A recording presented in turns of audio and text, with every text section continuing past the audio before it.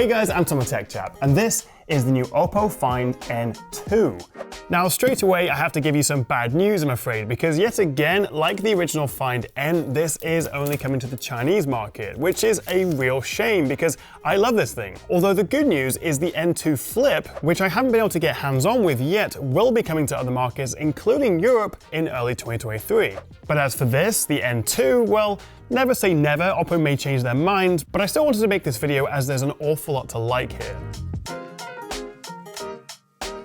So what exactly is new with the N2? Well, there's actually quite a lot. For example, we have this new Flexion hinge. It's their second generation hinge, and it's the first thing you'll notice. It's smoother, more precise, and less clunky. They've actually reduced the number of components in the hinge by 38, and it can stay open at pretty much any angle, unlike before. OPPO also say the crease down the middle is also now less noticeable. You're also going to notice that this has gone on a bit of a diet. We've gone down from 275 grams down to 233. 42 grams lighter, and you can really feel it in your hands. This is actually 7 grams lighter, despite being a folding phone, than an iPhone 14 Pro Max. And it's also 8.5% thinner when closed. So it's a little bit less chunky, but really what you're gonna notice is that lighter weight. They've also moved the volume rocker to above the power button, now on the same side, which actually is quite a nice change because it leaves the left side completely clear. So actually if you are holding it with your left hand, previously your thumb would be resting on the sort of sticky outy volume rocker, but now it's nice and smooth. The power button also doubles as a fingerprint reader, but we do also get face unlocking as well. And also they switched to this matte aluminium material, which does give it slightly more iPhone vibes, but it certainly does look and feel more premium than before. Dual SIM, although no micro SD, we get dual speakers, and it uses Gorilla Glass Victus on the front and the back.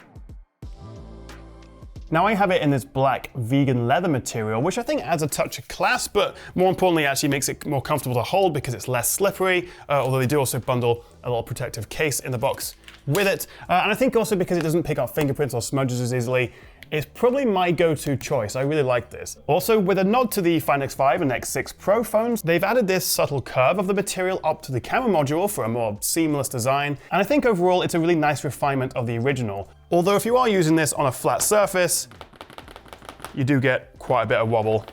Ugh. Two issues I do have with the design is, firstly, the screen seems to pick up fingerprints and smudges really easily, actually. Also, still no IP rating for water and dust resistance. To be fair, only the Galaxy Fold 4 really has that. We don't see that on many foldables, but it would have been a nice upgrade. Now, OPPO described these screens as having the golden ratio, with a 17.7:9 aspect on the cover screen, which means it's a good deal shorter and wider than the Fold 4, so actually even basic things like typing feels a lot more spacious and comfortable. Then on the inside, we have this 7.1-inch tablet screen, which is not far off a square really, it's 9 by 8.4. So mostly I've been using this cover screen as my main sort of everyday screen as I'm walking around. But then if I want to watch a video, or if I'm going to sort of have a couple of apps side by side, or even jump into like the Kindle app and do some reading, I then open up the tablet screen. And I'll tell you what I do love, if you swipe down 2 fingers from the center, you can open up split screen mode, and then you've got your sort of tablet experience then. It's just such a lovely form factor. And actually, in my Galaxy Fold 4 review, I complained, and I've always really complained about those size folding phones, is it doesn't have that Goldilocks screen size. The front one is too small or too narrow to really use comfortably, and the big one is too big for when you're sort of trying to catch your Uber and you've got Google Maps and messages coming in and you're trying to frantically do what you need to do on your phone. For me, this is that Goldilocks size. Although, of course, depending on the content, for example, if you're watching videos or movies on the main tablet screen, you are going to get some fairly chunky black bars. Now, both the cover and the tablet screens are 120Hz, but the main screen does also now use the more advanced LTPO tech, so we get 1 to 120Hz dynamic refresh. And they've also boosted the peak brightness up to 1550 nits. Taking advantage of the biggest screen, we have OPPO's Flex form, and in a handful of apps, although mostly OPPO's own stuff, but also YouTube, it utilizes the extra space quite nicely. It doesn't feel as fully formed as Flex mode on Samsung's foldables, but it's a good start, and it's particularly handy for the camera as it uses its foldable design as a makeshift stand, which is great for doing remote shots, capturing videos of yourself, and also, of course, being a tablet with a cover screen, you can switch on the cover preview. And so then your subject can see themselves, which is extremely useful when you're taking lots of pictures of your wife and they're all wrong because her hair was off the shoulder a little bit and she hates them all. And if only she could have seen herself, and why didn't I see that? I could have corrected it. Anyway, very helpful. And also, of course, you can use it for selfies as a viewfinder. So you can use the rear, much higher quality cameras for your selfies, although of course you do also get two selfie cameras as well. But before we dive into the cameras, let's talk about what is probably the biggest upgrade on the N2, and that's actually on the inside, because the relatively ancient Snapdragon 888 of the Find N has been upgraded to the 8 Plus Gen 1. The recently released Gen 2 would have been nice, but this is still a huge upgrade. Although bizarrely in Geekbench we're not actually seeing that much of a significant difference for the processor, not quite sure why, but in 3D Mark, which tests the graphics, we're looking at around an 80% boost.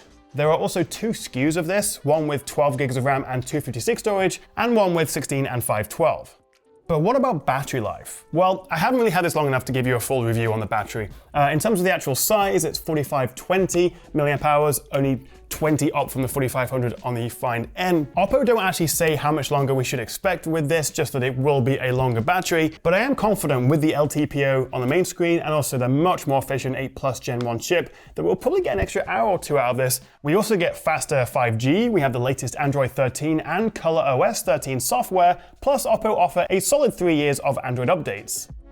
But let's talk about this camera, because we still get 5 lenses, 3 on the back, 1 on the main tablet screen and 1 on the cover screen. But what has changed is the 50 megapixel main camera now uses the latest IMX890 sensor. The ultrawide and the telephoto also use newer sensors and we get higher resolutions. And they've also teamed up with Hasselblad for some pro features, which are basically the same as we saw with the OnePlus 10 Pro, including a bespoke pro mode, which uses their color science, as well as a nostalgic and super tall X-Pan photo mode. And of course, no OPPO phone is complete without their Mari Silicon X MPU, which they seem to be dropping in all their phones recently, and it's basically an extra little AI chip which helps improve low light and HDR video. The detail, the dynamic range, and also the relatively low noise, overall definitely a big upgrade in the camera department.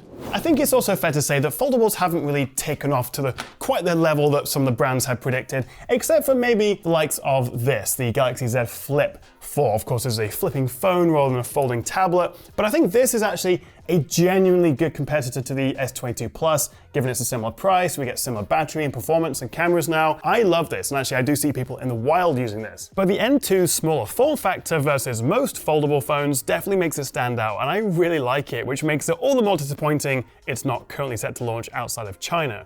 But what I can tell you so far is that it's a whopper of an upgrade over the original, which I still liked a lot, but this is something else. And it does leave me even more excited to try the N2 Flip, which will be coming out in the first quarter of 2023, and I will bring you a video on that as soon as I can. If you did enjoy this video and want to see more from me, a like and subscribe would be lovely, and I'll see you next time right here on the Tech Chat.